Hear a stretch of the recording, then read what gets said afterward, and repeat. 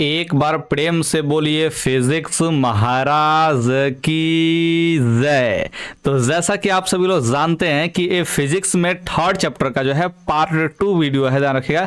यानी कि आप लोग को पार्ट 1 वीडियो जो है आप लोगों को मिल जाएगा प्लेलिस्ट में, ठीक है। तो जा करके आप लोग प्लेलिस्ट से जो है, अगर आप लोगों ने 1 नंबर से लेकर के 50 नंबर तक के क्वेश्चन को नहीं देखा है तो जा करके जरूर देख लीजिएगा। बहुत सारे विद्यार्थियों ने देखा है और आप भी देख लेंगे तो आपको जो है सुकून मिल जाएगा, ठीक है। तो चलिए यहाँ पे पार्ट 2 वीडियो का स्टार्ट करते हैं, यानी कि 51 नंबर क्वेश्चन से हम लोग स्टार्ट करते हैं और आज इस चैप्टर का ऑब्जेक्टिव जो है खत्म कर देते हैं, ठीक है। तो यहाँ पे 51 नंबर जो सवाल है वो देखिए क्या कर रहा है जी कि ओम का नियम किसने दिया था, ठीक है। ध्यान रखिए, तो ओम का नियम जो है ओम ने ही दिया था, लेकिन ध्यान रखिएगा ओम का जो पूरा नाम है वो है जॉर्ज सिमोन, चाहे साइमन बोलते हैं, साइमन पढ़िए चाहे सिमोन पढ़िए, ठीक है, ओम को बोलते हैं। इसका जो है स्पेलिंग जो है इंग्लिश में ऐसे लिखा जाता है जॉर्ज सिमोन, ठीक है, सिमोन ओम, ठीक है, OHM, ठीक है।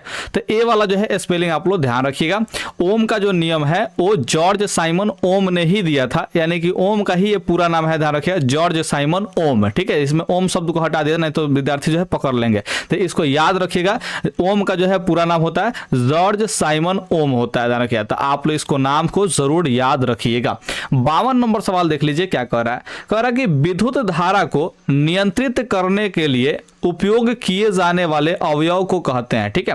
तो देखिए विद्युत धारा को नियंत्रित करना है, यानी कि किसी तार में जो है कितना करंट जो है बहे, इसको नियंत्रित करने के लिए कौन सा चीज को उपयोग करेंगे, ध्यान रखिए। तो आप लोग ध्यान रखिएगा उसको परिवर्ती प्रतिरोध, यानी कि कहने का मतलब रियोस्टेट का जो है उपयोग करते हैं, ठीक है। किसका उपयोग करते हैं जी? रियोस्टेट, यानी कि परिवर्ती प्रतिरोध का, चाहे प्रतिवर्ती प्रतिरोध का उपयोग करते हैं, ध्यान रखिए। यानी कि जो प्रतिरोध का मान जो है बदल सकता है, ऐसे एक डिवाइस का मान के मैंने क्या करते हैं जी, प्रयोग करते हैं। जैसे में आप एक तार है और इसमें जो है एक ऐसा जो है प्रतिरोध जोड़ दी है, ध्यान रखिए, जिसका जो है प्रतिरोध का मान घट सकता है, बढ़ सकता है, ध्यान रखिए। यानी कि प्रतिरोध को जो है बढ़ा सकते हैं, घटा सकते हैं। जब प्रतिरोध को बढ़ाएंगे तो इसमें धारा का मान कम होगा, और जब प्रतिरोध को कम करेंगे तो धारा का मान क्या होगा जी, बढ़ेगा, ठीक है। तो इस तरह से जो है एक प्रतिरोध हम लोग जोड़ सकते हैं, जिसको हम लोग बोलते हैं परिवर्ती प्रतिरोध या फिर रियोस्टेट बोलते हैं, ध्यान रखिए। तो 52 का जो है ऑप्शन ए हो जाएगा और यही जो है धारा को नियंत्रित कर सकता है, ठीक है, ध्यान रखिए। तो 52 का जो है ऑप्शन ए आप लोग को याद रखना है। चलिए अब चलते हैं 53 नंबर सवाल पे, और क्या कह रहा है 53 नंबर सवाल यहां पे देख लीजिए। कह रहा है कि परिपथ में जब तार की लंबाई दुगुनी कर दिया जाता है तो एमीटर का पाठ्यांक हो जाता है, ठीक है, ध्यान रखिएगा। तो यानी कि यहाँ पे तार का लंबाई जो है दुगुना करना है, तार का लंबाई क्या करना है जी, हम लोग को दुगुना करना है। तो यहाँ पे एमीटर का पाठ्यांक क्या हो जाएगा जी, तो तार का लंबाई अगर दुगुना करेंगे तो देखिए तार के पूरे लंबाई भर में क्या करेगा जी, यहाँ पे धारा फैलेगा, ठीक है। तो यानी कि देखिए अगर यहाँ पे दुगुना किया जा रहा है, ध्यान रखिए, तो धारा जो है 2 भागों में बटेगा, यानी कि यहाँ पे आधा हो जाएगा, क्या हो जाएगा जी, आधा हो जाएगा। तो यहाँ पे 53 का जो है ऑप्शन जो है सी याद रखिएगा, एमीटर का पाठ्यांक हो जाएगा जी, यहाँ पे आधा हो जाएगा, तो 53 का सी हो जाएगा। 54 नंबर सवाल थोड़ा सा देख लीजिए। कह रहा है कि विद्युत ऊर्जा का व्यापारिक मात्रक है। तो आपको हमने वीडियो नंबर 1 में अच्छे से चर्चा किया था, ध्यान रखिए, इस पर आधारित, ठीक है, कि व्यापारिक जो मात्रक होता है विद्युत ऊर्जा का वो क्या होता है जी, तो वाट प्रति घंटा होता है। क्या होता है जी, वाट प्रति घंटा होता है। एक मिनट, ये क्या हो गया जी, व्यापारिक मात्रक यानी कि BOT होता है ना, ध्यान रखिए, क्या होता है जी, BOT होता है, यानी कि बोर्ड ऑफ ट्रेड यूनिट होता है, ध्यान रखिए। तो यहाँ पे जो है ऑप्शन सी याद रखिए, वाट प्रति घंटा तो होता नहीं, किलोवाट घंटा जो होता है वो जो है क्या चीज, ऊर्जा का जो है व्यावसायिक मात्रक वो भी है, ठीक है। लेकिन यहाँ पे किलोवाट घंटा नहीं दिया, वाट प्रति घंटा दिया था, इसको हम लोग टिकआउट नहीं करेंगे, प्रति घंटा वाला को टिकआउट नहीं करेंगे। वाट घंटा दिया तो सोच भी सकते थे, ठीक है, ध्यान रखिए। तो यहाँ पे यूनिट हो जाएगा और इसी यूनिट को हम लोग क्या चीज किलोवाट घंटा में भी हम लोग बदले हुए थे, ठीक है, ध्यान रखिए। 1 किलोवाट घंटा में भी हम लोग बदले हुए थे, ठीक है। तो अगर आपने वीडियो 1 नहीं देखा है तो आप जाकर के जरूर देख लीजिएगा, इसके बारे में पूरा डिटेल में हमने चर्चा किया हुआ है। 55 और सवाल देख लेते हैं। निम्नांकित में कौन सा कथन सत्य है, ठीक है, इसमें से कौन सा कथन जो है सत्य है, इसके बारे में यहाँ पे पूछा हुआ है, ठीक है। तो इसमें देखिए आपको जो है ये देखिए सब में जो है जूल का ही मान निकाला है, ठीक है। ऑप्शन ए में भी जूल का मान दिया है, ऑप्शन सी में भी, ऑप्शन बी में भी, ऑप्शन डी में भी, सब जगह जो है जूल का ही मान यहाँ पे पूछा हुआ है। है, ठीक है। और जूल क्या होता है, तो कार्य का मात्रक होता है, आपको पता है। तो आपको हमने एक सूत्र बताया था वीडियो नंबर 1 में, यानी कि पार्ट 1 में जो है एक सूत्र बताया था। क्या बताया था जी, V इज इक्वल टू जो है W/Q सूत्र बताए थे। इसमें V जो है विभवांतर है, V क्या है जी, विभवांतर है। W क्या है, तो कार्य है, W क्या है जी, कार्य है। और Q जो है आवेश है, ठीक है, ध्यान रखिए। तो इसमें कार्य का जो है मान निकालना पड़ेगा, यानी कि W बराबर क्या हो जाएगा, तो आप लोगों सर V अगुने Q हो जाएगा। तो देखिए यहाँ पे कार्य का जो है सही मात्रक होता है वो जूल होता है, ठीक है, ध्यान रखिए। अब यहाँ पे विभवांतर V का जो मात्रक होता है वो वोल्ट होता है, यानी कि जो है यहाँ पे V हो जाएगा, ठीक है। आवेश जो है कूलम का जो मात्रक होता है वो ध्यान रखिए, आवेश जो है Q का जो मात्रक होता है वो कूलम होता है, यानी कि C इसको टिक आउट करते हैं, ध्यान रखिए। तो यानी कि यहाँ पे जूल के बराबर क्या आ रहा है जी, तो यहाँ पे वोल्ट अगुने कूलम आ रहा है। यहाँ पे वोल्ट अगुने में कूलम जो है यहाँ पे ऑप्शन बी में दिया, तो ऑप्शन जो है बी हम लोग टिक आउट कर देंगे, हाई सब जो है ऑप्शन नहीं हो सकता, ठीक है, ध्यान रखिए। तो यहाँ पे ऑप्शन जो है बी आप लोग टिक आउट कर लीजिएगा, जूल बराबर कूलम गुने वोल्ट, यानी कि ई वाला सूत्र से जो है हम लोगों ने निकाला है इस माने कि क्या चीज मात्रक को, चाहे इस माने कि सूत्र को, ध्यान रखिए। तो यहाँ पे 55 का जो है ऑप्शन बी हो जाएगा, बिल्कुल सही आंसर। तो ए वाला सूत्र जो है इंपॉर्टेंट है, क्योंकि कई जगहों पे जो है यूज हो गया और हो सकता है कि आगे भी इसका यूज हो, तो आप इस सूत्र को जरूर याद कर लीजिए, इंपॉर्टेंट सूत्र है तो है। अब यहाँ पे 56 नंबर सवाल देख लेते हैं। कांच तथा रबड़ जैसे विद्युत रोधी पदार्थ की प्रतिरोधकता किस कोटि की होती है। तो ध्यान रखिए, कांच हो या फिर रबर हो, इस टाइप के जितने भी पदार्थ होते हैं, अगर इनके प्रतिरोधकता की बात करते हैं, यानी कि रो के मान का बात करते हैं, ध्यान रखिए, तो ये जो रो का जो मान होता है, ध्यान रखिए, 10 के पावर 12 से लेकर के 10 के पावर 17 ओम मीटर तक ले हो सकता है, ठीक है। इस रेंज में जो है इसका प्रतिरोधकता होता है, यानी कि रो का जो है मान होता है। और ये जो है एनसीईआरटी का जो है डाटा है, ध्यान रखिए, तो एनसीईआरटी के डाटा के अनुसार से हम इसको बता रहे हैं, ठीक है, यानी कि एनसीईआरटी किताब के आधार पे जो है इस ऑप्शन को हम बता रहे हैं। 10 के पावर 12 से लेकर के 10 के पावर 17 ओम मीटर हो सकता है, ध्यान रखिए, इसके बीच में इसका जो है प्रतिरोधकता वैरी करता है। अब यहाँ पे समझते हैं 57 नंबर सवाल। 57 नंबर सवाल क्या कर रहा है जी, यदि किसी विद्युत बल्ब के तंतु का प्रतिरोध जो है 1200 ओम है, ठीक है, तो यह बल्ब 220 वोल्ट स्रोत से कितनी विद्युत धारा लेगा, ठीक है। यानी कि यहाँ पे देखिए प्रतिरोध का मान दे दिया है, आर का मान दे दिया है, यहाँ पे भी का भी मान दे दिया है 220 वोल्ट, यानी कि विभवांतर का मान दे दिया है। पूछा है धारा यानी कि आई का मान पूछा है, तो आप लोग जानते होंगे ओम के नियम से V is equal to I R, आप लोग जानते होंगे। यहाँ से अगर आई का मान निकालना चाहे तो क्या होगा जी, V के बटा में आर हो जाएगा, V के बटा में क्या हो जाएगा जी, आर हो जाएगा। यहाँ से अगर सवाल में हम लोग देखते हैं तो V का मान कितना है जी, V का मान जो है 220 वोल्ट है, तो यहाँ पे 220 वोल्ट हम लोग लिख लेंगे। और R का मान कितना जी, 1200 है, तो यहाँ पे क्या करेंगे जी, 1200 हम लोग लिख लेंगे, ठीक है। अब इसको जो है हम लोग को भाग करना है, नहीं कि हल करना है, और जितना आएगा उतना इसमें का ऑप्शन जो है टिक आउट कर लेंगे, ठीक है। तो हम यहाँ पे इसको सॉल्व करने के लिए सबसे पहले क्या करेंगे, देखिए है 0 से जो है 0 कटा लेंगे, बहुत बढ़िया है। 2 से कटाएंगे तो 11 बार में कटेगा, 2 से जो है 60 बार में कट जाएगा, ठीक है। 0 का भी मैंने कि दाहिने तरफ लेके चल जाते हैं, दाहिने तरफ लेने का मतलब क्या चीज है, इस 0 का भी इग्नोर करते हैं। और 6 से 11 को भाग देते हैं। आप सभी लोग को भाग जरूर देने आता होगा, नहीं देने आता तो यहाँ पे सिखा देते हैं। देखिए 6 एकम 6 होगा, घटेगा तो कितना होगा जी, 5 होगा। डेसिमल यहाँ पे देंगे तो क्या हो जाएगा, 0 हो जाएगा, ठीक है, ध्यान रखिए। डेसिमल देंगे तो क्या हो जाएगा जी, 0 हो जाएगा। तो यहाँ पे देखिए 6 से भाग देंगे तो कितना होगा जी, 6 8 48 जा सकता है, 6 8 48 जा सकता है। घटेगा तो यहाँ पे 2 होगा, दशमलव है तो 0, 36 18 होगा, यानी कि यहाँ पे देखिए घटेगा तो फिर 2 होगा, यानी कि 2 का रिपीटेशन होगा, यानी कि 3 3 जो है बार बार आते रहेगा, ठीक है। यानी कि इसको भाग दे रहे हैं, ध्यान रखिए 11 में 6 से अगर भाग दे रहे हैं तो हमारा आ रहा है 1.8333 आते रहेगा, ध्यान रखिए। लेकिन यहाँ पे देखिए एगो 0 भी है, देखिए अगर 11 को 6 से भाग दे रहा है तो कहा जाए 1.8333 आते रहेगा, ध्यान रखिए। लेकिन यहाँ पे एगो 0 हमने छोड़ा था, तो अगर यहाँ पे 60 से भाग देते ना, ध्यान रखिए 60 से भाग देते, ध्यान रखिए, यानी कि 0 से एक और एक्स्ट्रा है, ध्यान रखिए नीचे है, तो 0 से अगर भाग देंगे ना, ध्यान रखिए, तो एक अंक जो है इधर दशमलव तरफ जाएगा, तो क्या हो जाएगा जी, 0.18 आ जाएगा, 3 आ जाएगा, ठीक है। तो इतना के लगभग जो है बराबर होगा, और इतना के लगभग बराबर जो है ऑप्शन ए में है, ध्यान रखिए। तो ऑप्शन ए जो है हम लोग टिक आउट कर देंगे, ठीक है। तो यहाँ पे हमने केवल 6 से भाग दिया, अगर आप चाहें तो डायरेक्ट 60 से भाग देकर के इतना प्राप्त कर सकते हैं, कोई आपको इशू नहीं होने वाला है, ठीक है। तो आप जो है सॉल्व कैसे करते हैं इसका जो है कोई दिक्कत नहीं है, आप जैसे मन करे वैसे सर्च कीजिए, या फिर आप सीधे सीधे कैलकुलेटर निकालिए और कैलकुलेटर निकाल के 11 में 6 से भाग दे दीजिए, आपका आंसर आ जाएगा। लेकिन एक बात ध्यान रखिएगा, परीक्षा में कैलकुलेटर काम नहीं करता है, ठीक है, परीक्षा में कैलकुलेटर काम नहीं करता है, इस बात का आप लोग पूर्णतः ध्यान देंगे, ठीक है। नहीं तो है मेरे पास भी यहाँ पे कैलकुलेटर कहीं ना कहीं तो होगा ही, रुकिए आपको दिखाते हैं। यहाँ पे एक एप्लीकेशन है, कैलकुलेटर कहाँ पे है, कैलकुलेटर यहाँ पे है, ठीक है। देखिए कैलकुलेटर एक हम यहाँ पे ला दिए, क्या बात है, इतना बड़ा कैलकुलेटर है जी, 1 मिनट, ये तो कैलकुलेटर मेरे पास बहुत बड़का है। इसमें हमको कितना से भाग देना है, देखिए यहाँ पे जो है डाटा आपको दिखाते हैं, 220 में हमको 12 से भाग देना है, ठीक है। 220 में 220, देखिए 220 कहाँ गया जी, जीरो। अब इसको हम छोटा कैसे करें भाई, हाँ छोटा हो गया। 220 को हम लोग भाग देना कितना से, भाग देना हम लोग को 1200 से भाग देना। तो यहाँ से 1 2 यहाँ पे 2 को 0 से भाग देंगे तो देखिए कितना आ रहा है, यहाँ पे 0.1833 आ रहा है। तो इस तरह से हम लोग भाग दे करके आराम से भी चेक कर सकते हैं, कोई दिक्कत नहीं है। तो आपको भाग देने नहीं आता तो कैलकुलेटर का यूज़ कर सकते हैं। इसमें कैलकुलेटर दिया हुआ है तो हम आपको दिखा दिए। यानी कि ये सब जो है ना डिजिटल ज़माना है, क्या चाहिए जी, डिजिटल ज़माना है, कुछ भी करा सकता है कि ना। खैर कोई बात नहीं, यहाँ पे देखते हैं 58 नंबर सवाल, बड़ा ही मस्त सवाल है। देखिए क्या है जी, यदि किसी विद्युत हीटर की कुंडली का प्रतिरोध जो है 100 ओम है तो यह विद्युत हीटर 220 वोल्ट स्रोत से कितनी धारा लेगा, ठीक है। यहाँ पे देखिए प्रतिरोध R का मान दे दिया है और यहाँ पे विभवांतर V का मान जो है दे दिया है। यहाँ पे पूछा है धारा का मान यानी कि I का मान पूछा है और आपको हमने अभी I का सूत्र बताया। I का सूत्र क्या बताया जी, तो V बटा में जो है R हमने सूत्र यहाँ पे आपको बता दिया, ठीक है। अब यहाँ पे थोड़ा सा बात को समझने का प्रयास कीजिएगा। I का मान निकालना है, V का मान कितना दिया, तो आप लोग कहेंगे सर 220 वोल्ट दिया, तो यहाँ पे 220 हम लोग वोल्ट रख लेंगे। R का मान यहाँ पे 100 दिया, तो यहाँ पे R का मान जो है हम लोग 100 रख लेंगे। नीचे 2 को 0, तो यहाँ पे 2 अंक के पहले दशमलव आ जाएगा, तो यानी कितना हो जाएगा जी 2.20 हो जाएगा। यहाँ पे इस जीरो का कोई वैल्यू नहीं होगा क्योंकि दशमलव का जो है यहाँ पे जो है बाद में सबसे जो है होता ना जीरो, उसका कोई वैल्यू नहीं होता। तो यहाँ पे कितना आ जाएगा जी 2.2 आ जाएगा। तो यहाँ पे 2.2 एम्पियर यानी कि ऑप्शन जो है ए बिल्कुल सही आंसर हो जाएगा। तो 58 का जो है आप लोग ऑप्शन जो है ए बिल्कुल सही आंसर याद रखिएगा। 59 नंबर सवाल देख लेते हैं।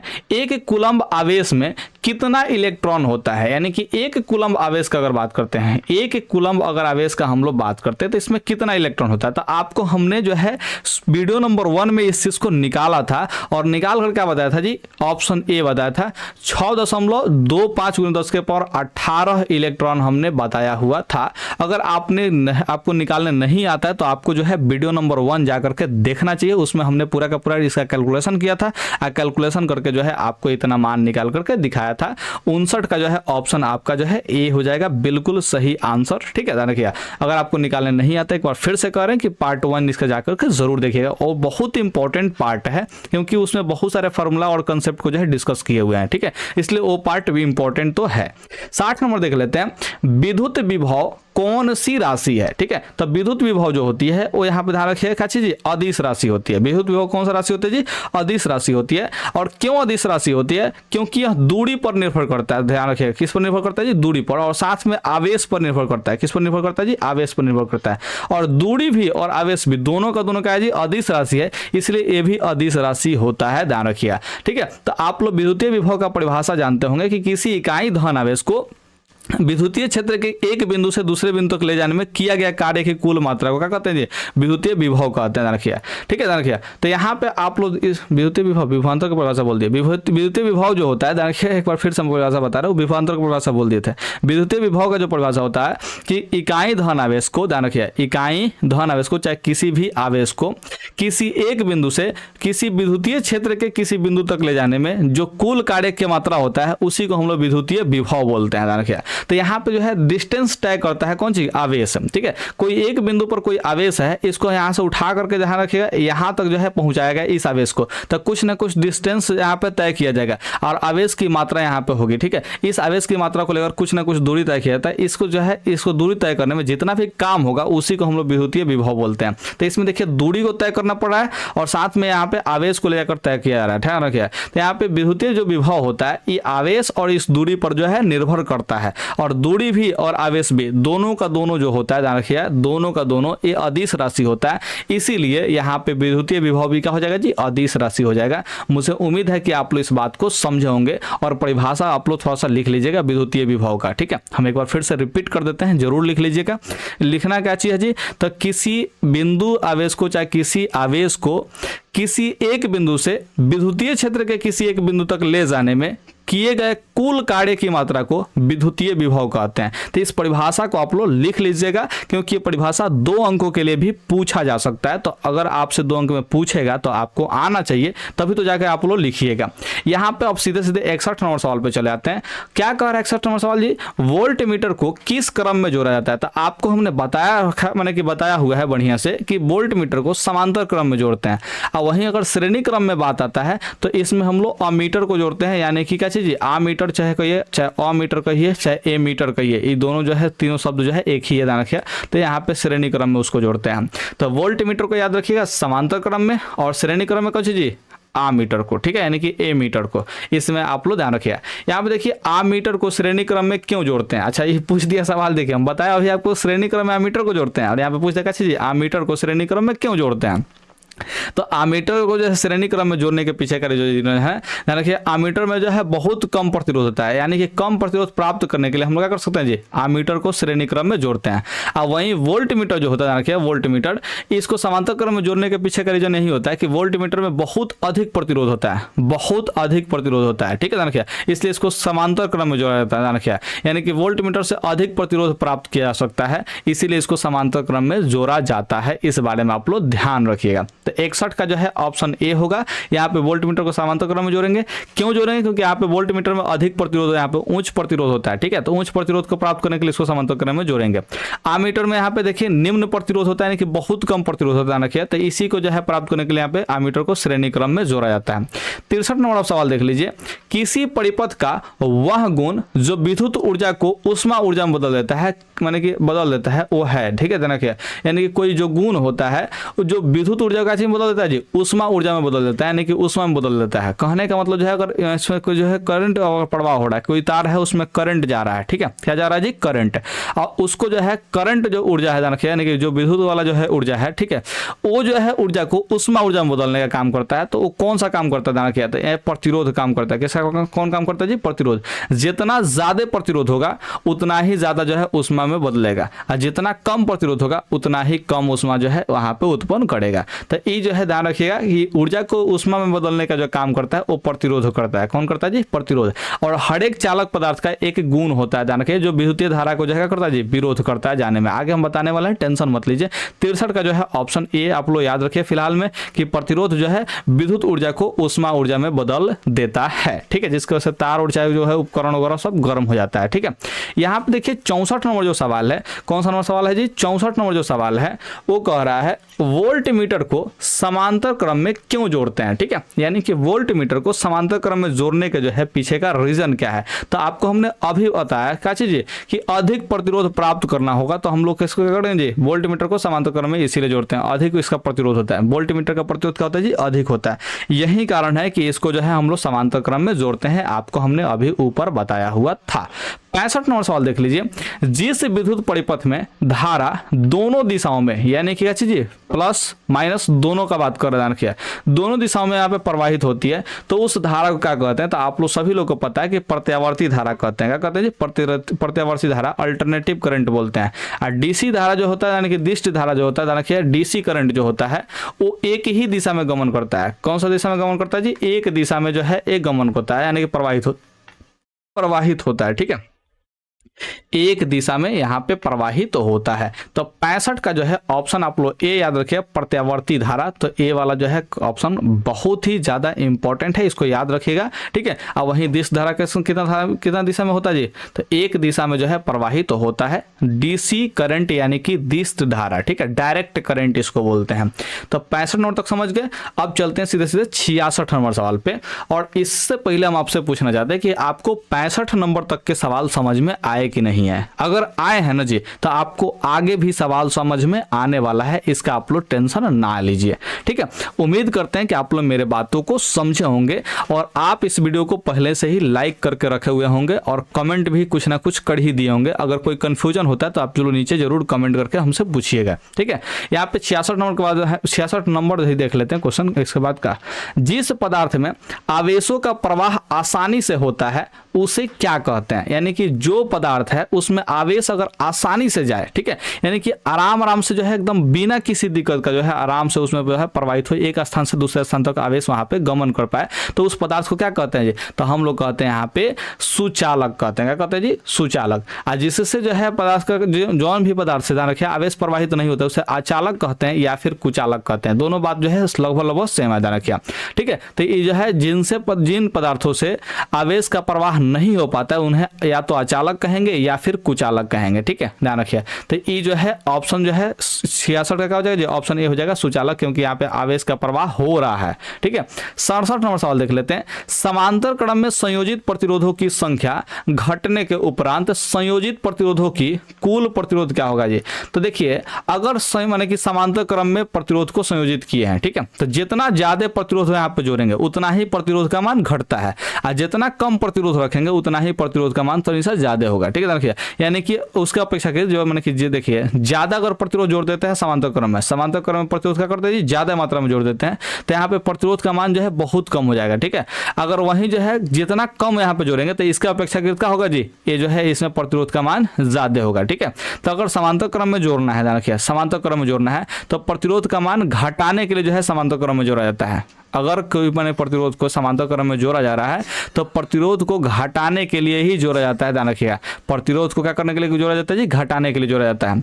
अगर यहाँ पे प्रतिरोध जो है समांतर क्रम में ही जोड़ रहे हैं और कम जोड़ रहे हैं तो ध्यान रखिए, तो उसमें धारा का मान कर रहा है, प्रतिरोध का मान क्या होगा जी, बाकी की अपेक्षाकृत उसमें ज्यादा होगा।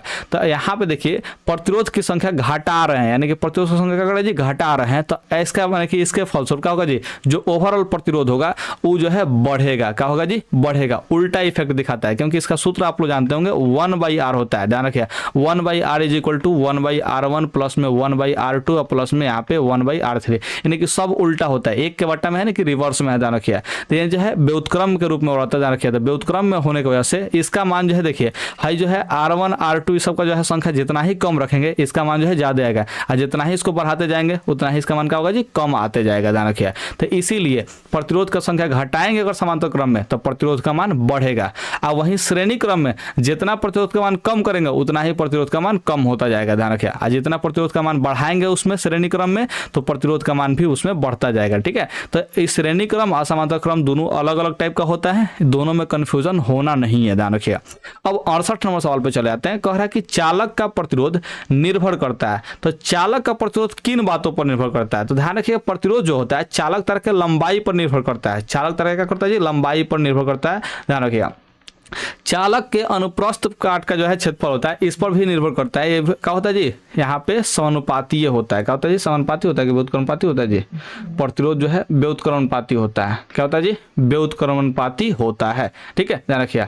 और यहाँ पे देखिए चालक का जो तापमान होता है इस पर भी निर्भर करता है, और इसका जो है समानुपाती होता है, चालक के तापमान का क्या होता है जी, समानुपाती होता है, टी ऐसे नहीं बार का टी लिख देते हैं यहाँ पे, ध्यान रखिएगा। तो ये सब जो है ऑप्शन यहाँ पे हो रहा है, ठीक है। तो ऑप्शन इसमें सब तो हो ही रहा है सही सही जी। तो ये ऑप्शन डी के जगह पे क्या कर लीजिए, इनमें से सभी कर लीजिए, ये वाला ऑप्शन को जो है यहाँ पे इनमें से सभी कर लीजिए, ऑप्शन जो है डी हो जाएगा, इनमें से सभी, ठीक है, यानी कि सभी के सभी यहाँ पे ऑप्शन जो है फॉलो करेंगे। चालक तार के लंबाई पर भी प्रतिरोध निर्भर करेगा, अनुप्रस्थ काट के क्षेत्रफल पर भी निर्भर करेगा, और तापमान पर भी निर्भर करता है, ध्यान रखिए। तो ये सब जो है आराम से ऑप्शन हो जाएगा, ध्यान रखिए। तो यहाँ पे 68 नंबर का जो है इनमें से सभी होगा, तो ऑप्शन डी में हम लोग लेते हैं इनमें से सभी, और ऑप्शन डी को ही हम लोग टिक आउट कर देंगे। उम्मीद करते हैं कि आप लोग इस बात को समझते होंगे, ठीक है, इस बात को क्या करते होंगे जी, समझते होंगे। आप लोग जो है इस ऑप्शन को जो है मेंशन कर लीजिए, इसमें हो सकता है मिस प्रिंटिंग हो, ठीक है, या फिर कुछ गलती हुआ हो, टाइपिंग ध्यान रखिए, या फिर यहाँ पे देखिए इसमें पूछना चाहता हो कि इनमें से मैंने चालक का प्रतिरोध है किस पर निर्भर नहीं करता, ऐसा भी पूछना चाहता हो तो हो सकता है, ध्यान रखिए। तो टाइपिंग मिस्टेक हो सकता है या फिर एरर कहीं से हो सकता है, लेकिन अगर सवाल के अनुसार से देखें तो यहाँ पे तीनों ऑप्शन जो है बिल्कुल सही है। तो क्या करेंगे जी, इनमें से सभी यहाँ पे ऑप्शन डी में रख ले रहे हैं और इसको जो है हम लोग टिक आउट कर दे रहे हैं, क्या दिक्कत है। यहाँ पे 69 नंबर सवाल देख लेते हैं। निम्नलिखित में कौन विद्युत का सबसे अच्छा चालक है। तो अब आप लोग यहाँ पे देखिए, आप लोग जानते हैं ये तो फिक्स है कि चांदी और सोना में जो है ध्यान रखिए सबसे ज्यादा सुचालक होता है, आप लोग ये बात को जानते होंगे, जरूर जानते होंगे, ठीक है। लेकिन हम पूछना चाहते हैं कि इस सब में से जो है सबसे अच्छा चालक कौन है, ठीक है। तो सबसे अच्छा चालक जो है चांदी ही है, कौन सी है जी? चांदी है। और वैसे हम एगो लिस्ट देखे थे तो हम बड़ी आश्चर्यचकित हैं आज, ठीक है, कि लिस्ट में चांदी के बाद जो दूसरा सबसे ज्यादा जो चालक धातु है वो तांबा है, ठीक है, और इसके बाद जो है सोना आता है उस लिस्ट के अनुसार से, ध्यान रखिएगा। और वो लिस्ट एक वेबसाइट पे ही देखे थे, ध्यान रखिएगा। तो आप लोग इस बात का ध्यान रखिएगा कि सबसे ज्यादा जो चालक होता है वो चांदी होता है, ठीक है। अब हम उस लिस्ट के अकॉर्डिंग बता रहे हैं कि चांदी के बाद जो दूसरा जो है अच्छा चालक होता है वो तांबा होता है, और इसके बाद जो है सोना आता है, 3 नंबर पे जो है सोना आता है, ठीक है। यानी कि सोना से ज्यादा चालक जो है कौन है जी? तांबा है। अब मुझे नहीं पता है कैसा रिजल्ट है, सही रिजल्ट है कि गलत रिजल्ट है, मुझे नहीं पता, लेकिन वहां पे दिखा था तो हम आपको बता रहे हैं। लेकिन हाँ, इतना जरूर फिक्स है कि चांदी जो है सबसे ज्यादा बढ़िया चालक है। विद्युत का सबसे ज्यादा बढ़िया चालक कौन है जी? चांदी है। तो आप इस ऑप्शन को जो है जरूर याद रखिएगा, चांदी तो चांदी। अब यहाँ पे देखिए 70 नंबर सवाल, जिस पदार्थ में अति निम्न ताप पर बिना किसी प्रतिरोध के विद्युत धारा जो है गमन करता है तो उसे क्या कहते हैं? तो अति निम्न ताप यानी कि बहुत कम टेम्परेचर कर देना है, इसके बारे में भी जिक्र किए थे पार्ट 1 में। अति निम्न ताप पर का बात कर रहा है, अति निम्न यानी कि बहुत कम ताप यहाँ पे कर देना है, ध्यान रखिए। तो उससे होगा कि प्रतिरोध का मान बहुत कम हो जाएगा। अब बहुत कम जब हो जाएगा तो विद्युत धारा का हो जाएगा जी? गमन करने लगेगा। तो इस स्थिति को बोलते हैं, यानी कि ऐसे स्थिति में अगर कोई पदार्थ जो है चालक बन रहा है तो उसको हम लोग बोलते हैं अति चालक, यानी कि उसके साथ पहले अति किया गया है फिर वो चालक बना है। अति करने का मतलब जो है उसको बहुत ठंडा कर दिया गया, बहुत ठंडा कर दिया गया, तब जाके वो चालक बना है। तो ध्यान रखिएगा, वैसा पदार्थ जिसको बहुत ही ज्यादा ठंडा करेंगे, अति निम्न ताप पर रखेंगे, तो उसके बाद क्या होगा जी? प्रतिरोध जो है कम हो जाएगा, और जिससे कारण यहाँ पे विद्युत धारा का हो जाएगा जी? उसमें गमन करना स्टार्ट कर देगा। तो वैसे पदार्थ को हम लोग क्या बोलते हैं जी? अति चालक बोलते हैं, यानी कि उनके साथ पहले अति किया जाएगा तब वहीं जाके वो चालक बनेगा। तो अति चालक आप लोग याद रखिएगा। 71 नंबर जो सवाल है वो कुछ खास सवाल है, और यहाँ पे देखिए 72 नंबर जो सवाल है ये भी कुछ खास सवाल है। कह रहा है कि कॉपर की प्रतिरोधकता कितनी होती है? तो कॉपर की जो प्रतिरोधकता होती है, किसका प्रतिरोधकता है जी? कॉपर का जो प्रतिरोधकता होता है, इसके बारे में थोड़ा आप लोगों को हम बता देते हैं, ठीक है। देखिए, तो कॉपर का जो प्रतिरोधकता होता है वो होता है 1.62 × 10⁻⁸ ओम मीटर होता है, ध्यान रखिएगा। तो ये जो है आप लोग याद रखिएगा, प्रतिरोधकता कैसे मात्रक जो है ओम मीटर होता है, तो यहाँ पे हम मात्रक भी लगा देते हैं। तो ये जो है लगभग होता है। और वहीं बात करते हैं एल्यूमिनियम का, किसका बात करते हैं जी? एल्यूमिनियम का। तो ये होता है 2.63 × 10⁻⁸ होता है, यानी कि यहाँ पे 10⁻⁸ ओम मीटर होता है, ध्यान रखिएगा। 10⁻⁸ वाला जो है ना, ये वाला ऑप्शन आप लोग जरूर याद रखिएगा। डाटा तो कहीं कहीं अलग भी दे देता है, ध्यान रखिएगा, लेकिन 10⁻⁸ जो है चेंज नहीं होता है इन दोनों में, ठीक है। तो आप लोग 71 और 72 का जो है ऑप्शन याद रखिएगा। 10⁻⁸ वाला जो है ऑप्शन आप लोग को याद रखना है। लेकिन यही नहीं पूछेगा, आपसे और भी पूछ सकता है। जैसे सोना का प्रतिरोधकता यानी कि रो का मान बता रहे हैं हम, आर का मान नहीं बता रहे हैं, प्रतिरोध का मान नहीं बता रहे हैं, यहाँ पे रो का मान बता रहे हैं, यहाँ पे प्रतिरोधकता का मान बता रहे हैं। तो सोना का जो होता है, ध्यान रखिए, सोना का जो प्रतिरोधकता होता है वो होता है 2.44 × 10⁻⁻8 ओम मीटर होता है, ठीक है। इसके अलावा और भी आप लोग याद कर लीजिए, लोहा का भी आप लोग याद कर लीजिएगा, ज्यादा बढ़िया होगा, ध्यान रखिए।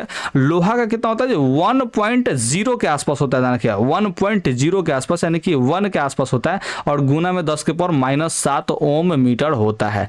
इसके अलावा आपको एगो चीज का जरूर याद रखना चाहिए, टंगस्टन का, ठीक है। हम यहाँ पे प्रतिरोध नहीं बता रहे, इसका टंगस्टन का भी प्रतिरोधकता बता रहे हैं, ठीक है। टंगस्टन का इसका जो प्रतिरोधकता होता है वो होता है 5.6 इंटू 10 के पावर यहाँ पे 10 के पावर जो है -8 ओम मीटर होता है। तो ये 3 गो जो एक्स्ट्रा प्रतिरोधकता बताए हैं इसको भी आप लोग याद कर लीजिएगा, क्योंकि इन दोनों के अलावा ये भी महत्वपूर्ण है। तो हो सकता है आपके एग्जाम में ये 5 गो में से कोई एक क्वेश्चन देखने को मिल जाए, तो इसलिए आप लोग इसका लिस्ट जो है जरूर याद रख लीजिएगा। इसमें अधिकतम में देखिए 10 के पावर -8 जो है ये सबसे ज्यादा कॉमन है, ठीक है। 10 के पावर -8 जो है सबसे ज्यादा यहाँ पे कॉमन है, तो आप इस बेसिस पे ही याद रखिए तो ज्यादा बेस्ट होगा, क्योंकि यहाँ पे ऑप्शन जो है दूर दूर देंगे तो देंगे, क्योंकि ये डाटा वाला सवाल है। डाटा वाला सवाल जो है दूर दूर देता है ऑप्शन में, ताकि विद्यार्थी कोई खास तौर पे कंफ्यूज ना हो, ठीक है। इस बात का आप लोग ध्यान रखिएगा।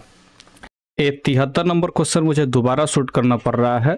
हम आपको बता देना चाहते हैं कि अब देखिए 1 जूल और 1 सेकंड के अनुपात को हम लोग 1 वाट कहते हैं, जो कि हमने इसमें लिखा हुआ था, ध्यान रखिएगा। यहाँ पे जो है सूत्र होता है P = W/T होता है, ध्यान रखिएगा। इसमें जो है कार्य जो है W का जो है कार्य, इसका ऐसा मतलब जो है जूल होता है, और यहाँ पर T का जो है ऐसे मतलब जो है यहाँ पे सेकंड होता है, यानी कि समय का ऐसे मतलब सेकंड होता है। तो वहीं जूल और जूल प्रति जो सेकंड होता है ये हम लोग यहाँ पे शक्ति का जो है मात्रक आता है, और शक्ति का ऐसे मतलब जो है वाट होता है। इसलिए यहाँ पे 1 जूल और 1 सेकंड का जो अनुपात होगा वो 1 वाट होगा, जो कि हमने यहाँ पे पढ़ाते हुए जो है लिखा था, लेकिन यहाँ पे खाली गलती हो गया था मेरे से कि पी का जो है हम लोग पी को जो है शक्ति ना पढ़ के हमने ऊर्जा एक बार पढ़ दिया था, तो इसे मुझे दोबारा शूट करना पड़ा एक बार ऊर्जा कहने की वजह से, ताकि आपको कोई कंफ्यूजन ना हो, ठीक है, इसलिए आप लोग ध्यान रखिएगा। तो यहाँ पे 73 नंबर का जो है ऑप्शन डी आप लोग याद रखेंगे, बिल्कुल सही आंसर है। मुझे उम्मीद है कि आप लोग इस बात को समझेंगे, ठीक है, ठीक है। अब यहाँ पे देखिए 74 नंबर सवाल का करा कि जब एक से अधिक प्रतिरोधक श्रेणी क्रम में जुड़े रहते हैं तब कौन सी भौतिक राशि उनमें समान रहती है, ठीक है। कह रहा है कि जब एक से अधिक प्रतिरोधक श्रेणी क्रम में जोड़ देते हैं, यानी कि जो प्रतिरोध होता है उसको श्रेणी क्रम में हम लोग जोड़ देते हैं, ठीक है, तो कौन सी भौतिक राशि जो है उनमें समान रहती है। तो आप लोग इस बात का ध्यान रखिएगा कि अगर हम लोग प्रतिरोध को श्रेणी क्रम में जोड़ते हैं, देखिए एक प्रतिरोध को यहाँ पे हम लोग जोड़े, एक प्रतिरोध को यहाँ पे श्रेणी क्रम में जोड़े, ठीक है, यहाँ पे देखिए दूसरा प्रतिरोध को हम लोग जोड़ लिए, ठीक है, ध्यान रखिए, और इसका जो है हम लोग तीसरा प्रतिरोध को भी हम लोग जोड़ लेते हैं, ठीक है, ध्यान रखिए। तो यहाँ पे 3 को प्रतिरोध जोड़े, R1 जोड़ लिए, यहाँ पे R2 और यहाँ पे R3 हम लोग जोड़ लिए। तो इसमें होता क्या है कि अगर धारा यहाँ से I जो है जा रहा है, ध्यान रखिए, तो इस सब जगह से क्या होगा जी, धारा जो है I ही यहाँ पे जाएगा और आगे भी जो है कहा जाता है जी धारा I ही हम लोग का यहाँ पे प्रवाहित होता है, यानी कि इसमें विद्युत धारा जो है क्या होता है जी, अपरिवर्तित रहता है। तो यहाँ पे ऑप्शन जो है बी हम लोग टिक आउट कर देंगे। लेकिन यहाँ पे एक बात और ध्यान रखिएगा, अगर इन प्रतिरोधों को हम लोग समांतर क्रम में जोड़ दे तो क्या होगा, क्योंकि ये सवाल तो 2022 में पूछ दिया है, तो ये भी तो हो सकता है कि समांतर क्रम वाला सवाल दे दे अगली बार, यानी कि 23 में 24 में, सब में कैसे जी समांतर 23 में तो नहीं पूछा, लेकिन देखना रखिएगा कि श्रेणी क्रम में अगर पूछा तो समांतर क्रम वाला भी आगे पूछ सकता है, ठीक है। तो यहाँ पे देखते हैं समांतर क्रम में जोड़ दे तो क्या होगा, जैसे यहाँ से कोई धारा जो है यहाँ से I जो है प्रवाहित हो रहा है, ठीक है। अब यहाँ से जो है श्रेणी क्रम में हमने 3 प्रतिरोध को जोड़ा, श्रेणी क्रम में कितना प्रतिरोध को जोड़ा जी, 3 प्रतिरोध को यहाँ पे हमने जोड़ लिया, ठीक है, ध्यान रखिए। तो यहाँ से देखिए एगो प्रतिरोध हमने जोड़ा, ठीक है, और यहाँ पे जो है हमने एगो और प्रतिरोध जोड़ा, ठीक है, और उसको जो है यहाँ पे हमने एक और प्रतिरोध को यहाँ पे जोड़ा, ठीक है, ध्यान रखिए। तो ये जो है ध्यान रखिए, यहाँ से जो है हम लोग का जो है धारा फिर वापस से जो है प्रवाहित होने लगा, तो यहाँ पे जो धारा बनेगा वो I ही बनेगा।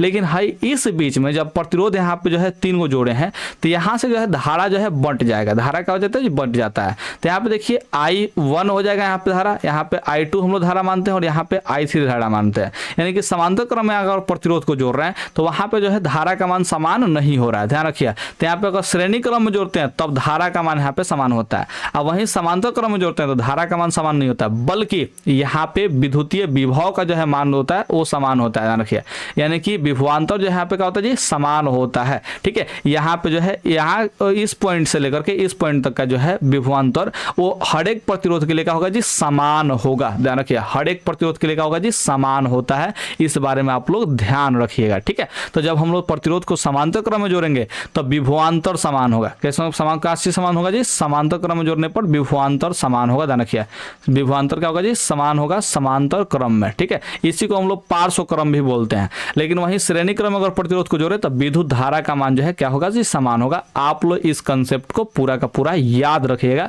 बहुत ही मस्त कंसेप्ट है। यहां पे समझते हैं 75 नंबर, क्या समझते हैं जी, 75 नंबर सवाल, BOT यानी कि बोर्ड ऑफ ट्रेड यूनिट क्या है। फिर से वही वाला सवाल पूछ दिया, तो इसका आप लोग को नाम मान बताते कैसे जी, यहाँ पे 3.6 जूल हमने बताया हुआ था, आप लोग इसको याद भी रखे होंगे, पार्ट 1 अगर वीडियो आप लोगों ने देखा है तो, ठीक है। इसका डिस्कशन हमने डिटेल में किया है उस वीडियो में, तो एक बार फिर से करें, अगर नहीं देखा तो आप जाकर के जरूर देखिएगा, प्लेलिस्ट में आपको उसका लिंक मिल जाएगा, तो मिल जाएगा। 76 नंबर सवाल देख लीजिए, विद्युत बल्ब किस धातु का बना होता है, ठीक है। तो विद्युत बल्ब जो होता है कौन सा धातु का बना होता है, यहाँ पे पूछा तो धातु है, लेकिन यहाँ पे ध्यान रखिएगा धातु का कांच यहाँ पे होगा, ठीक है, यहाँ पे कांच होगा जी, कांच होगा। विद्युत बल्ब जो है कांच का बना होता है, किसका बनता है जी, कांच का बना होता है। इसमें जो फिलामेंट होता है वो टंगस्टन का होता है, किसका होता है जी, टंगस्टन का जो है फिलामेंट होता है, ध्यान रखिए, जो कि जैसे लाल का बॉल जो आप लोग लाते हैं ना जी, उसी को हम लोग विद्युत बल्ब बोलते हैं, ध्यान रखिए। और जो लाल का बॉल में जो जिससे रोशनी निकलता है ना, वो देखिएगा स्प्रिंग टाइप का होता है, वो जो स्प्रिंग टाइप का होता है ना जी, वही टंगस्टन का तार होता है, किसका तार होता है जी, टंगस्टन का तार होता है, जिसको हम लोग फिलामेंट के नाम से जानते हैं। तो विद्युत बल्ब का जो फिलामेंट होता है वो टंगस्टन का बना होता है, किसका बना होता है जी, टंगस्टन का। और जो यहाँ पे आप लोग देखते हैं बाहरी तरफ से जो होता है उसको हम लोग कांच बोलते हैं, क्या बोलते हैं जी, कांच बोलते हैं, यानी कि लेड बोलते हैं, यानी कि शीशा बोलते हैं, ध्यान रखिए। तो यहाँ पे 76 का जो है ऑप्शन हम लोग डी टिक आउट करेंगे। यहाँ पे देखिए 77 का है कि विद्युत बल्ब में कौन सी गैस भर जाती है? तो विद्युत बल्ब में जो है गैस भर जाती है वो निष्क्रिय गैस भर जाती है। क्यों निष्क्रिय गैस भर जाती है? क्योंकि यहाँ पे देखिए जो कांच के अंदर टंगस्टन का जो फिलामेंट लगा होता है, ये अगर फिलामेंट ध्यान रखिए वहां पे ऑक्सीजन अगर उपस्थित हो या फिर नॉर्मल हवा अगर उपस्थित हो ध्यान रखिए, तो वैसे स्थिति में टंगस्टन देखिए बहुत ज्यादा गर्म होता है। अब बहुत ज्यादा गर्म होगा तो हवा से अभिक्रिया यहाँ पे कर सकता है, ठीक है ध्यान रखिए। तो यहाँ पे ऑक्सीजन से अभिक्रिया करेगा तो क्या हो जाएगा जी, भंगुर हो जाएगा। ये टंगस्टन का हो जाएगा जी भंगुर हो जाएगा, जिसकी वजह से हल्का सा भी हिलेगा तो टूट जाएगा, और टूट जाएगा तो क्या होगा जी, यहाँ से विद्युत परिपथ अवरुद्ध होगा तो बल्ब जो है जलेगा नहीं, यानी कि बल्ब जो है फ्यूज हो जाएगा, ठीक है। तो इसलिए ऑक्सीजन जो है, ऑक्सीजन से इसको दूर रखने के लिए क्या करते हैं जी, उस कांच के भीतर जो है हम लोग निष्क्रिय गैस को भर देते हैं। और निष्क्रिय गैस का आप लोग नाम जो है जरूर जानते होंगे, हेनेआकेजोरन, ठीक है, हेनेआकेजोरन, ठीक है, ध्यान रखिए, हेनेआकेजोरन, ठीक है। यहाँ पे क्या होगा जी, यहाँ पे जो है एच ई का मतलब क्या होगा जी, हीलियम, एन ई का मतलब नियॉन, एच ई का मतलब हीलियम, एन ई का मतलब नियॉन, ए आर का मतलब आर्गन, के आर का मतलब क्रिप्टन, और यहाँ पे एक्स ई का मतलब जेनॉन, यहाँ पे आर एन का मतलब रेडॉन, ठीक है। तो ये 6 गो होता है, helium, neon, argon, krypton, xenon, radon, ठीक है। तो ये यहाँ पे 6 गो जो होता है निष्क्रिय गैस होता है। कौन सी होता है? निष्क्रिय गैस। इन्हीं में से किसी एक गैस को जो है यहाँ पे भर दिया जाता है ताकि यहाँ पे टंगस्टन से कोई अभिक्रिया ना हो, और जब अभिक्रिया नहीं होगा तो टंगस्टन का जो तार है ज्यादा दिन तक चलेगा, ज्यादा दिन तक चलेगा तो बॉल जो है बहुत जल्दी फ्यूज नहीं होगा। तो यहाँ पे 77 नंबर का जो है ऑप्शन हम लोग का ए हो जाएगा, बिल्कुल सही आंसर हो जाएगा।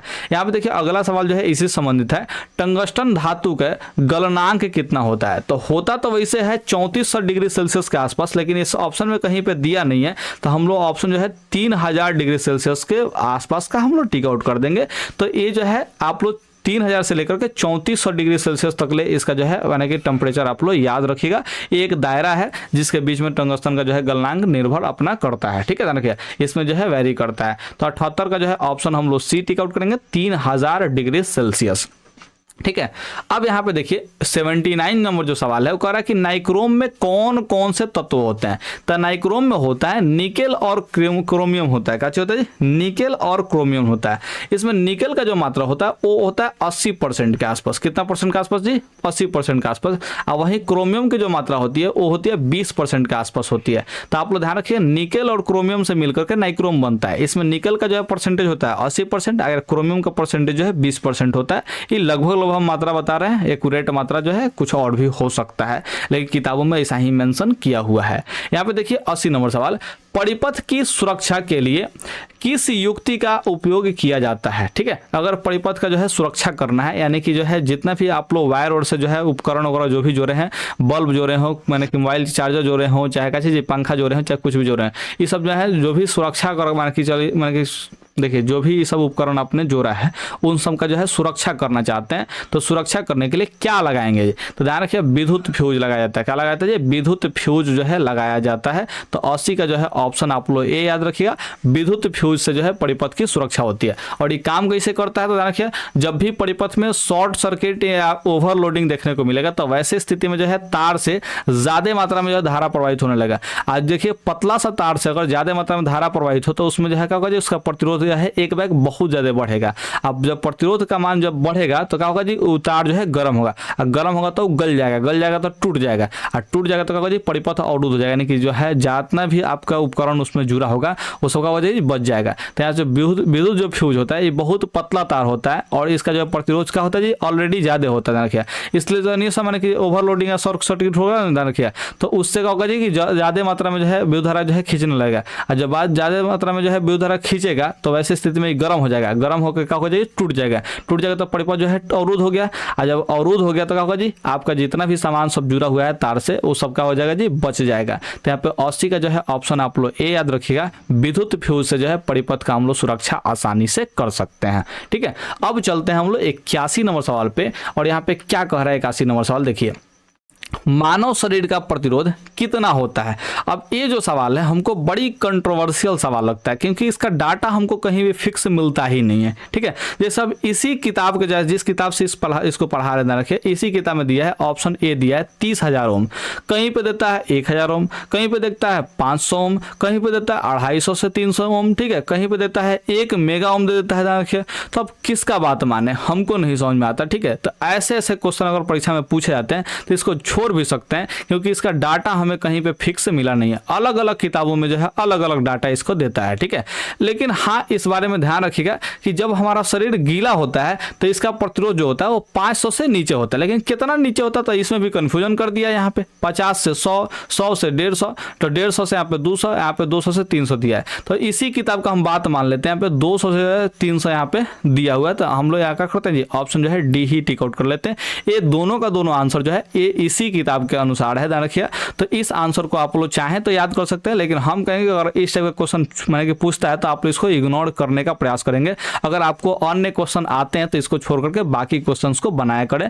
अगर ये वाला क्वेश्चन आता है तो थोड़ा सा अपने हिसाब से रिस्क लेकर के बना सकते हैं, कोई दिक्कत नहीं है। इस किताब के अनुसार से आंसर ए, इसका 81 का जो है ए है और 82 का जो है ऑप्शन डी है, क्योंकि अलग अलग किताबों में अलग अलग डाटा दिया। तो किस किताब का डाटा माना जाए मुझे समझ में नहीं आ रहा है, ठीक है। तो इस बारे में आप लोग ध्यान रखिए।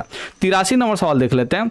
निम्नलिखित में कौन विद्युत का सुचालक है, ठीक है। इसमें से कौन जो है विद्युत का सुचालक है, देखिए है तो सबका सब ठीक है चीज अधातु है, ध्यान रखिए। सल्फर, क्लोरीन, आयोडीन, ग्रेफाइट, ये सब का सब अधातु है, ठीक है। और आप लोग जानते हैं कि अधातु जो है विद्युत के कुचालक होते हैं, यानी कि ये सुचालक नहीं होते हैं। तो देखिए, लेकिन आप लोग इन चारों ऑप्शन में देखेंगे तो एक ऑप्शन जो है ग्रेफाइट दिया है, ठीक है। और ग्रेफाइट के बारे में आप लोग हमेशा पढ़ते होंगे कि ग्रेफाइट जो है एक ऐसा धातु है जो कि विद्युत का सुचालक होता है। तो यहाँ पे ऑप्शन जो है हम लोग सी टिक आउट करेंगे। ग्रेफाइट क्या होता है जी, विद्युत का सुचालक होता है, ठीक है। लेकिन आप लोग इसके कारण जो है जरूर जानने का प्रयास कीजिएगा, कारण क्या होता है। तो देखिए, ग्रेफाइट में पाया जाता है मुक्त इलेक्ट्रॉन। क्या पाया जाता है जी, मुक्त इलेक्ट्रॉन। अब क्यों पाया जाता है तो ये सब्जेक्टिव करने बात है, ठीक है। मैंने कि ग्रेफाइट में देखिएगा मुक्त इलेक्ट्रॉन यानी कि फ्री इलेक्ट्रॉन पाया जाता है, जो कि इधर उधर गमन कर सकता है, ठीक है। यही कारण है कि ग्रेफाइट जो है विद्युत का सुचालक होता है। अब क्यों पाया जाता है इसके बारे में हम लोग जिक्र करेंगे जब सब्जेक्टिव पढ़ाएंगे, तब हम आप लोग को जिक्र करेंगे चौथा चैप्टर में केमिस्ट्री के, ठीक है। तो आप जो है धैर्य बना करके इस चैनल से जुड़े रहिए। अगर आपको अभी चुल मची कि अभी जान ले तो कृपया करके गूगल पे या फिर किताबों में देख लें, क्योंकि चौथा चैप्टर आपको हम बता दे रहे हैं केमिस्ट्री का चौथा चैप्टर में जो है कार्बन के अपरूप के जो है माने कि जो भी आप लोग पढ़ेंगे कार्बन का अपरूप, ठीक है। तो उसमें जो है आपको ग्रेफाइट पढ़ना होगा और वहीं ग्रेफाइट में जो है आपको ये बात दिया होगा। तो हमने पूरा डिटेल्स में आपको टॉपिक बता दिया। अगर आपको अभी चुल मची है तो आप जाकर अभी पढ़ सकते हैं, कोई हमें ऐतराज नहीं है। लेकिन पहले इस वीडियो को देख लीजिए, क्योंकि ये वीडियो बहुत इंपॉर्टेंट है आपके परीक्षा के दृष्टिकोण से, ठीक है। 84 नंबर सवाल देख लीजिए। आमीटर से निम्नलिखित में किसे मापा जाता है, यानी कि आमीटर से जो है कौन चीज हम लोग मापते हैं। तो आप सभी लोग जानते हैं कि विद्युत धारा को मापते हैं। किसको मापते हैं जी, विद्युत धारा को मानते हैं मापते हैं। आमीटर से किसको मापते हैं जी, विद्युत धारा को मापा जाता है, इलेक्ट्रिक करंट को मापा जाता है, यानी कि ए एम्पियर में जो है धारा की मान बताता है। वहीं अगर बात करते हैं वोल्ट मीटर का, तो ये विभवांतर को मापता है। किसको मापता है जी, विभवांतर को मापता है। परिपथ में किसी भी दो बिंदुओं के बीच का जो है विभवांतर वो बता देता है वोल्ट मीटर, ठीक है। और वोल्टेज में मापता है, ध्यान रखिए। यहाँ पे देखिए 85 नंबर में देखिए 1 MA जो है बराबर है, यहाँ पे देखिए छोटका m दिया है। छोटका m का जो यहाँ पे मान होता है 10 के पावर -3 होता है। तो ऑप्शन जो है ए टिक आउट कीजिएगा। आप कंफ्यूज मत होइएगा, इसमें ध्यान रखिए। देखिए यहाँ पे छोटका m और a दे देता है, ध्यान रखिए। तो यहाँ पे करेंगे 10 के पावर -3, ठीक है, क्योंकि a के छोटका m मतलब ये मिली इसको पढ़ते हैं, मिली एम्पियर है, ठीक है। तो यहाँ पे देखिए क्या होगा जी, यहाँ पे एक m का मान होगा 10 के पावर -3 होगा, और यहाँ पे एम्पियर है तो एम्पियर लगा लेंगे। वहीं अगर इसको बड़का m में देता है, ठीक है, ध्यान रखिए, बड़का m में देता है तो इसको हम लोग पढ़ते हैं मेगा। छोटका m को मिली पढ़ते हैं और बड़का m को मेगा पढ़ते हैं। और मेगा का मतलब हमने बताया था पार्ट 1 में, मेगा का मतलब कहता है 10 के पावर 6 एम्पियर होता है, ठीक है। आपको हमने पार्ट 1 में यहाँ पे आप लोगों को हमने बताया था, ठीक है। कहाँ गया जी, पार्ट 1। देखिए यहाँ पे जो है आपको हमने ये बताया हुआ था, ठीक है। ये वाला जो है डाटा यहाँ पे दिया था। अगर आपको नहीं पढ़ने की पता है तो ये सब के बारे में डिस्कस हमने किया है, जा करके जरूर देखा करें। बहुत ही ज्यादा इंपॉर्टेंट टॉपिक आपको हमने उसमें पढ़ाया हुआ है, ठीक है। तो आप लोग इसको याद रखिएगा। तो यहाँ पे देखिए मिली का मतलब 10 के पावर -3 और मेगा का मतलब 10 के पावर 6 होता है। तो आप लोग इसको याद कर लीजिएगा, बहुत इंपॉर्टेंट डाटा है। 85 का यहाँ पे ऑप्शन ए हो जाएगा। अब यहाँ पे चलते हैं 86 नंबर सवाल पे। क्या कह रहा है 86 नंबर, आमीटर का प्रतिरोध होता है। तो आमीटर का जो प्रतिरोध होता है बहुत कम होता है, बहुत यहाँ पे छोटा दिया है लेकिन बहुत कम होता है, ध्यान रखिए। अब वहीं अगर वोल्ट मीटर की बात करें तो बहुत ज्यादा होता है, वोल्ट मीटर का प्रतिरोध ज्यादा होता है। आमीटर का प्रतिरोध बहुत कम होता है और बहुत कम होने की वजह से ही आमीटर को श्रेणी क्रम में जोड़ा जाता है। अब वोल्ट मीटर का प्रतिरोध ज्यादा होने की वजह से उसको समांतर क्रम में जोड़ा जाता है। तो इस सब बात को आप लोग को याद रखना जरूरी है। यहाँ पे देखिए रियोस्टेट दिया है, देखिए यानी कि परिवर्ती प्रतिरोध के बारे में दिया है। रियोस्टेट का मतलब कहता है परिवर्ती प्रतिरोध, आप लोग इसको याद रखिएगा। परिवर्ती प्रतिरोध कहीं पे जो है परिवर्ती प्रतिरोध लिखता है और कहीं कहीं पे जो है रियोस्टेट डायरेक्ट दे देता है, इसका इंग्लिश वो दे देता है, ठीक है। तो इससे घबराना नहीं है, सबसे पहले तो आप लोग घबराना नहीं है। ये किसका डायलॉग है मुझे नहीं पता।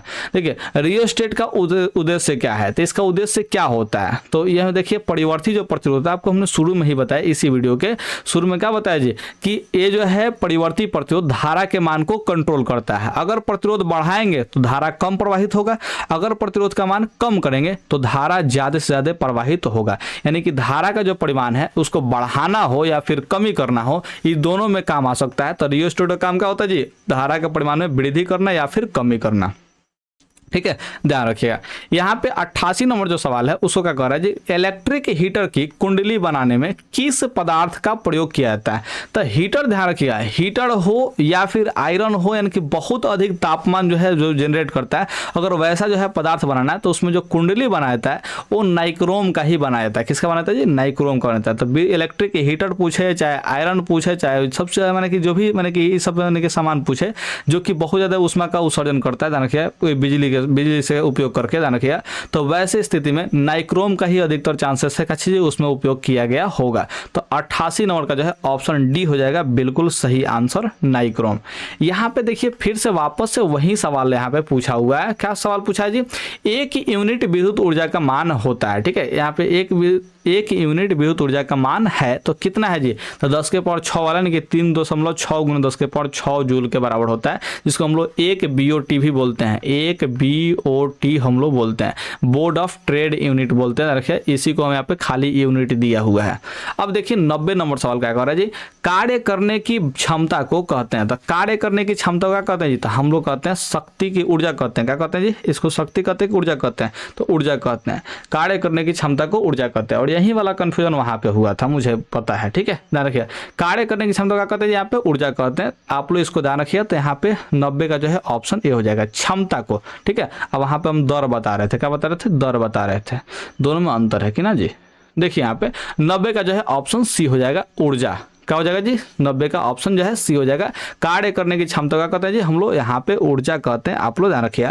और इस ऊर्जा का जो है एसआई मात्रक भी आप लोग याद रखना चाहिए, एसआई मात्रक जो होता है जूल होता है, ठीक है। और यहाँ पे ऊर्जा का जो है सीजीएस मात्रक, कौन सा मात्रक जी, सीजीएस मात्रक, ये क्या होता है जी, तो आप लोग जानिएगा अर्ग होता है। क्या होता है जी, अर्ग होता है, ठीक है। तो ऊर्जा का एसआई मात्रक जूल और सीजीएस मात्रक अर्ग, आप लोग दोनों बातों को जो जरूर याद आप लोग रखिएगा, ठीक है। नहीं याद रखिएगा तो फिर आपको पछतावा हो सकता है, ठीक है। 91 नंबर सवाल देखिए, एमीटर को विद्युत परिपथ में कैसे जोड़ा जाता है। तो आप लोगों को पता है एमीटर को श्रेणी क्रम में जोड़ते हैं, आज समांतर क्रम में किसको जोड़ते हैं जी, वोल्ट मीटर को जोड़ते हैं। किसको जोड़ते हैं जी, वोल्ट मीटर को हम लोग जोड़ते हैं समांतर क्रम में। तो 91 का जो है ऑप्शन आप लोग ए टिक आउट कीजिएगा। अगर एमीटर की जगह पे वोल्ट मीटर पूछे तो समांतर क्रम आप लोग टिक आउट कर लीजिएगा।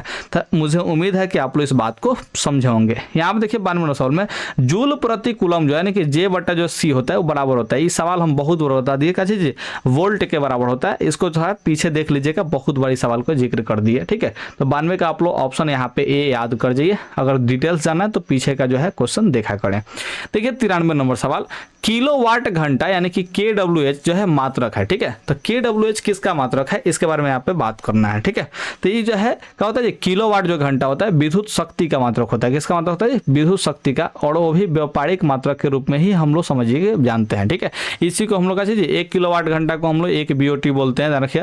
तो ये सब जो है अलग अलग चीजें, आप लोग इसको याद रखिए। देखिए यहाँ पे 93 का जो है ऑप्शन जो है डी हो जाएगा, और डी जो है ऑप्शन में कहा जी विद्युत शक्ति का ऐसा मात्रक है, ठीक है। कौन जी, किलोवाट घंटा, ठीक है। जिसमें के छोटका होता है, डब्लू बड़का होता है और एच छोटका होता है, ठीक है। के और एच जो है स्मॉल लेटर में होता है और डब्लू जो है कैपिटल लेटर में होता है, इस बात को याद रखिएगा। 94 सवाल देखिए, यदि कई प्रतिरोध कई प्रतिरोध समानांतर हो, ठीक है, यानी कि समांतर क्रम में जोड़े गए हों, तो उनका समतुल्य प्रतिरोध क्या होगा जी। देखिए समांतर क्रम में अगर जोड़ते हैं तो प्रतिरोध का मान घटेगा, समतुल्य प्रतिरोध का मान क्या होगा जी, घटेगा, ठीक है, ध्यान रखिए। तो यहाँ पे अधिक तो नहीं होगा, उसके बराबर हो सकता है क्या, नहीं, बराबर भी नहीं होगा, ठीक है। यहाँ पे देखिए कब से क्या होगा जी, प्रत्येक प्रतिरोध से एक कम होगा, समतुल्य प्रतिरोध क्या होगा जी, प्रत्येक प्रतिरोध से कम होगा। अब वहीं अगर श्रेणी क्रम में जोड़ देंगे तो प्रत्येक प्रतिरोध से उसका मान जो है, समतुल्य प्रतिरोध का मान क्या होगा जी, ज्यादा होगा, ठीक है, क्योंकि श्रेणी क्रम में जो होता है तो डायरेक्ट हम लोग जोड़ते हैं, श्रेणी क्रम में क्या करते हैं जी, हम लोग डायरेक्ट जोड़ते हैं, लेकिन वहीं समांतर क्रम में क्या होता है जी, हम लोग रिवर्स करके जोड़ते हैं, 1/r के रूप में जोड़ते हैं। यहाँ पे 1/r1 प्लस 1/r2 और प्लस में 1/r3 होता है, ठीक है, रखिए। तो इस तरह से हम लोग रिवर्स करके जोड़ते हैं, इसीलिए इसमें समतुल्य प्रतिरोध का मान क्या होता है जी, कम होता है, और जो श्रेणी क्रम वाला में क्या होता है, समतुल्य प्रतिरोध का मान ज्यादा हो जाता है, ठीक है। तो 94 नंबर का जो है ऑप्शन आप लोग बी याद रखिएगा, प्रत्येक प्रतिरोध से क्या होगा जी, इसका मान जो है कम होगा, समतुल्य प्रतिरोध का मान प्रत्येक प्रतिरोध से कम होगा। 95वां सवाल देख लेते हैं क्या कह रहा है जी। यहाँ पर समझिए, प्रतिरोध का मान बढ़ाने के लिए प्रतिरोधकों को जोड़ा जाना चाहिए। अगर प्रतिरोध का मान बढ़ाना है, ठीक है, प्रतिरोध का मान क्या करना है जी, बढ़ाना है, तो बढ़ाना है तो डायरेक्ट हम लोग जोड़ेंगे, ध्यान रखिए, डायरेक्ट जोड़ने का मतलब यहाँ पे श्रेणी क्रम में जोड़ेंगे, लेकिन यहाँ पे पार्श्व क्रम दिया है और समांतर क्रम दिया है, दोनों का मतलब समांतर क्रम ही होता है, पार्श्व क्रम का है चाहे समांतर क्रम का है, दोनों का दोनों नाम जो है एक ही चीज का है, समांतर क्रम में जोड़ने को कहते हैं। तो यहाँ पे श्रेणी क्रम कहीं ऑप्शन में नहीं दिया, तो हम लोग ऑप्शन जो है डी टिक आउट करेंगे, इनमें से कोई नहीं, ठीक है, क्योंकि यहाँ पे ध्यान रखिए प्रतिरोध का अगर मान बढ़ाना हो तो हम लोग को श्रेणी क्रम में प्रतिरोधों को जोड़ना चाहिए, श्रेणी क्रम में प्रतिरोध जोड़ने पर जो है क्या चीज होता है, प्रतिरोध का मान बढ़ता है, आज समांतर क्रम में जोड़ेंगे तो प्रतिरोध का मान घटता है, ठीक है। तो यहाँ पे मान बढ़ाने के लिए पूछा है तो हम लोग श्रेणी क्रम में जोड़ेंगे, तो 95 का जो है ऑप्शन डी होगा, इनमें से कोई नहीं, यहाँ पे श्रेणी क्रम, ठीक है। अब और यहाँ पे 4 क्वेश्चन बचा है, आराम से देख करके जाइए, कोई आपको दिक्कत नहीं होना चाहिए। 96वां सवाल देख लीजिए, 1 मीटर के शून्य तथा 2a के बीच यानी 2 एम्पियर के अंकों के बीच का 20 को विभाग यानी कि 20 को डिवीजन है, तो मीटर का अल्पतमांक दिया है, यानी कि लिस्ट काउंट है, ठीक है, अल्पमांक नहीं दिया है, यहाँ पे अल्पतमांक दिया है, ठीक है, लिस्ट काउंट आपको पूछना है, देखिए बताना है। तो लिस्ट काउंट के लिए हम लोग सूत्र का बताए थे जी, लिस्ट काउंट का जो सूत्र बताए थे कि जितना भी रेंज होगा उसको ऊपर रखेंगे, तो 0 यहाँ पे 2 एम्पियर के बीच में है, ध्यान रखिएगा, 2 में से 0 घटे तक जी 2 ही होगा, तो यहाँ पे 2 रख लेंगे ऊपर। यहाँ पे देखिए डिवीजनों का संख्या जो है नीचे रखते हैं, तो 20 को विभाग है यानी कि 20 को डिवीजन है तो क्या करेंगे जी, यहाँ पे 20 को नीचे रखेंगे, कटेगा तो क्या होगा जी 1/10 होगा, 1 को 0 है तो क्या करेंगे जी, 1 अंक के पहले दशमलव लेके जाएंगे तो 0.1 हो जाएगा, तो यहाँ पे रखिए 0.1 हो जाएगा, और यहाँ पे जो है क्या करेंगे जी, है एम्पियर में कहा दिया है जी, एमीटर, अच्छा एमीटर जो है एम्पियर में ही मापेंगे ना, ध्यान रखिए क्या ही हम बोल रहे हैं, 0.1 यहाँ पे आएगा, ऑप्शन जो है 96 का जो है ऑप्शन बी हो जाएगा। 97 नंबर सवाल देख लीजिए, निम्नलिखित में किस कारण से सामान्य नमक का जलीय घोल विद्युत का सुचालक होता है, ठीक है। तो जब नमक का हम बात करते हैं सामान्य नमक का, तो ये होता है NaCl होता है, ठीक है। जैसे ही इसको जल में डालते हैं तो यहाँ पे Na+ में टूटता है और Cl- में टूटता है, ठीक है। तो ये जो है यहाँ पे धन आवेश और ऋण आवेश दोनों हो जाता है, ध्यान रखिए। तो इसमें खाली ऋण आवेश नहीं, ठीक है, केवल धन आवेश नहीं, धन आवेश एवं ऋण आवेश दोनों के विपरीत दिशा में गतियों के कारण होता है। जी हाँ, धन आवेश और ऋण आवेश के कारण यहाँ पे क्या होगा जी, सुचालक ही बनता है, ठीक है, क्योंकि Na+ में टूटता है, Cl- में टूटता है, इस बारे में आप लोग जानते हैं, ठीक है। तो 97 का हो जाएगा जी, ऑप्शन जो है बी बिल्कुल सही आंसर हो जाएगा, इस बात को आप लोग ध्यान रखिएगा। उम्मीद करते हैं कि आप लोग इस बात को समझे होंगे, ठीक है। अब यहाँ पे हम लोग चल लेते हैं सीधे सीधे 98 नंबर सवाल पे, और 98 नंबर सवाल जो है न्यूमेरिकल दिया है, और आप लोग को ये बात जो है जरूर समझना चाहिए, ठीक है।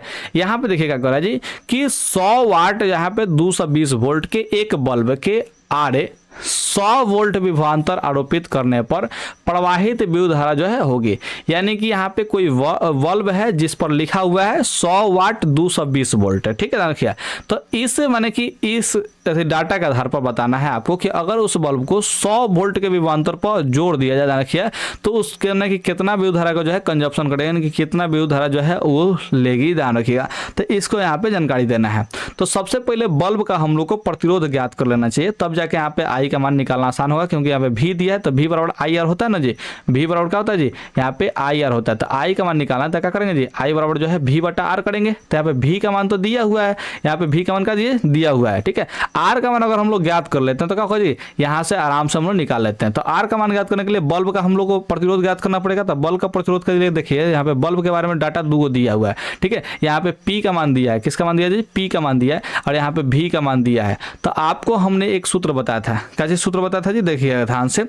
P इज इक्वल टू एक सूत्र बताया था कि भी स्क्वायर बटा में आर बताया था, ठीक है। ये सूत्र जो है हमने बताया था P का, और P का 3-4 को सूत्र बताए, एक ही सूत्र नहीं बताए हैं, 3-4 को, उसमें से कोई सूत्र है याद रखिए, P इज इक्वल टू भी स्क्वायर बटा में आर है। तो यहाँ से अगर आर का मान हम लोग ज्ञात करना चाहें, आर का मान ज्ञात करना चाहिए तो क्या होगा जी, आर जो है इधर गुना में जाएगा, तो गुना आर के गुना में P होगा, तो P का हो जाएगा जी नीचे आ जाएगा, यानी कि यहाँ पे आर का जो मान निकलेगा वो निकलेगा भी स्क्वायर बटा में P निकलेगा, ठीक है। यहाँ पे आर का मान क्या निकलेगा जी, आर यहाँ पे जाएगा तो P जो है नीचे आएगा, यानी कि भी स्क्वायर बटा में P निकलेगा। तो भी स्क्वायर बटा में P कर लिए।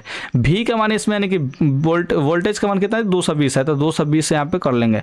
स्क्वायर का है तो इसको 2 बार गुना करना पड़ता है, 2 बार हम यहाँ पे गुना कर लेंगे। और यहाँ पे देखिए P का जो मान दिया वो 100 वाट दिया, तो क्या करेंगे 100 से हम लोग भाग देंगे, 1 0 से 1 0 कटेगा, 1 0 से 1 0 कटेगा, तो 22 में 22 से गुना करेंगे तो 484 हो जाएगा, क्योंकि 22 का स्क्वायर 484 होता है, यानी कि बल्ब का जो प्रतिरोध निकल गया वो 484 निकल गया, ठीक है। यहाँ से हमको आई का मान निकालना है। तो यहाँ से देखिए भी कितना हम लोग आरोपित कर रहे हैं जी, 100 वोल्ट यानी कि 100 वोल्ट जो है आरोपित कर रहे हैं। भी का मान जो है 100 वोल्ट रखेंगे। अब बल्ब का जो प्रतिरोध है वो 484 ओम है, ध्यान रखिए, तो 484 ओम यहाँ पे रख लेंगे। ये कटेगा 4 से कटेगा, 25 बार में कटेगा, हाई 4 से कटेगा, 4 एकम 4, 4 दूना के 8, 4 एकम 4, यानी कि कितना हो जाएगा जी 25 बटा में 121 हो जाएगा। और ये जो है धारा का मान है तो यहाँ पे एम्पियर में होगा, तो यहाँ पे 25 बटा 121 यानी कि ऑप्शन जो है ए हो जाएगा बिल्कुल सही आंसर। इसमें 2 सूत्र लग रहा है, एक जो है ये जो है शक्ति वाला सूत्र लग रहा है, और दूसरा जो है यहाँ पे क्या चीज ओम के नियम का सूत्र लग रहा है, जिससे हम लोग आई का मान ज्ञात कर रहे हैं, ठीक है। तो यहाँ पे धारा का मान कितना निकला जी 25 बटा 121 यहाँ पे निकला।